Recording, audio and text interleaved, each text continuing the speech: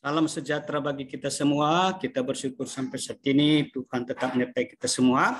Dan untuk pembelajaran materi kita untuk mata pelajaran PPKN pada pertemuan hari ini, kita sekarang berada di bab 3, kewenangan lembaga-lembaga negara menurut Undang-Undang Dasar Negara Republik Indonesia tahun 1945. Dan untuk hari ini pertemuan kita akan bahas tentang C. Tata kelola pemerintah yang baik.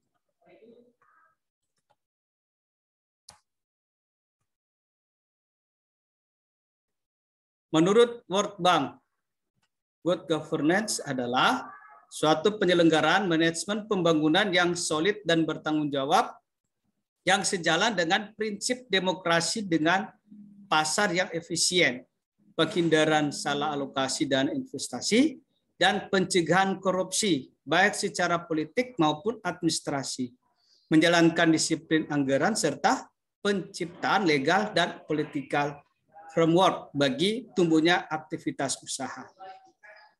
Tata kelola pemerintah yang baik merupakan satu konsep yang akhir-akhir ini banyak dibahas dalam ilmu politik dan administrasi publik, terutama dalam hubungannya dengan demokrasi, masyarakat sipil, partisipasi rakyat, hak asasi manusia, dan pembangunan masyarakat secara berkelanjutan. Nah, ada 3 unsur pokok dalam tata kelola pemerintahan yang baik. Yang pertama, unsur pemerintah. Yang kedua adalah unsur swasta atau wirausaha. Dan yang ketiga adalah unsur warga masyarakat. Pada praktiknya, tata kelola pemerintah yang baik merupakan bentuk pengelolaan negara dan masyarakat yang bersandar pada kepentingan rakyat. Pemerintah dan masyarakat duduk bersama untuk membicarakan masalah-masalah yang dihadapi bersama dan sekaligus merencanakan bersama tentang sesuatu yang hendak dilakukan dan dikerjakan di masa mendatang. Ciri-ciri dan karakteristik tata kelola pemerintah yang baik menurut Laude Ida. A. Terwujudnya interaksi yang baik antara pemerintah, swasta, dan masyarakat. Bekerjasama dalam pengaturan kehidupan sosial, politik, dan sosioekonomi. B. Komunikasi. Komunikasi itu adanya jaringan multisistem pemerintah, swasta, dan masyarakat yang melakukan sinergi untuk menghasilkan output yang berkualitas. C. Proses penguatan diri sendiri atau self-enforcing proses, di mana di sini ada upaya untuk mendirikan pemerintah self-governing dalam mengatasi kekacauan dalam kondisi lingkungan dan dinamika masyarakat yang tinggi. D. Keseimbangan kekuatan, balance of force. Nah, dalam rangka mewujudkan pembangunan yang berkelanjutan, sustainable development, ketiga elemen yang ada menciptakan dinamika kesatuan dalam kompleksitas, harmoni, dan kerjasama. Yang 3 elemen yang tadi, pemerintah, swasta, dan masyarakat.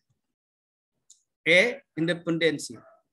Sini menciptakan saling ketergantungan yang dinamis antara pemerintah, swasta, dan masyarakat melalui koordinasi dan fasilitasi. Struktur pemerintah dalam kaitan dengan tata pemerintah yang baik. Yang pertama, hubungan antara pemerintah dan pasar. Nah, misalnya pemerintah mengendalikan harga-harga sembako agar sesuai dengan harga pasar. 2, hubungan antara pemerintah dan rakyat. Misalnya pemerintah memberikan pelayanan dan perlindungan bagi rakyat. 3, hubungan antara pemerintah dan organisasi kemasyarakatan. Misalnya, pemerintah memberikan kesempatan kepada organisasi kemasyarakatan untuk berpartisipasi dalam pembangunan.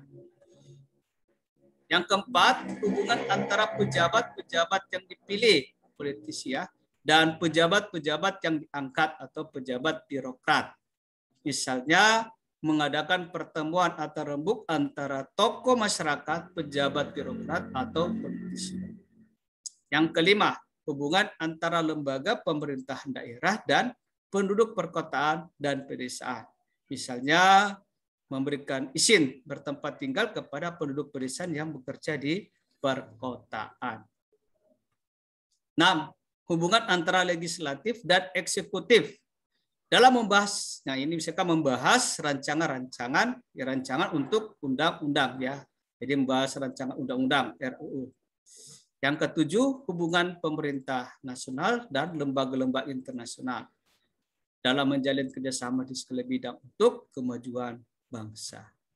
Nah, untuk mengimplementasikan tata kelola pemerintah yang baik, diperlukan beberapa persyaratan sebagai berikut.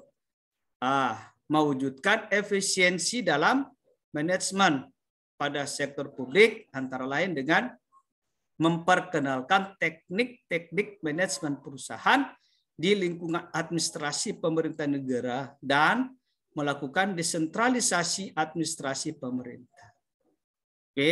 Terwujudnya akuntabilitas publik sesuai yang dilakukan oleh pemerintah harus dapat dipertanggungjawabkan kepada masyarakat. C. Tersedianya perangkat hukum yang memadai berupa peraturan perundang-undangan yang mendukung terselenggaranya sistem pemerintah yang baik. D.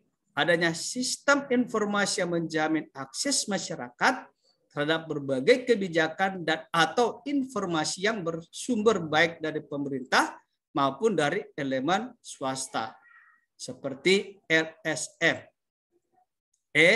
Adanya transparansi dalam perbuatan kebijakan dan implementasinya sehingga hak-hak masyarakat untuk mengetahui right to information keputusan pemerintah itu terjamin. Nah, salah satu wujud tata pemerintah yang baik yaitu adanya citra pemerintah yang demokratis. Pemerintah yang demokratis merupakan landasan terciptanya tata pemerintah yang baik. Pemerintah yang demokratis menjalankan tata pemerintah secara terbuka terhadap kritik dan kontrol dari masyarakat. Terima kasih. Demikianlah materi kita sampaikan pada hari ini dan kiranya ini bisa bermanfaat bagi kalian semua dan tetap semangat belajar. Tuhan memberkati kita semua.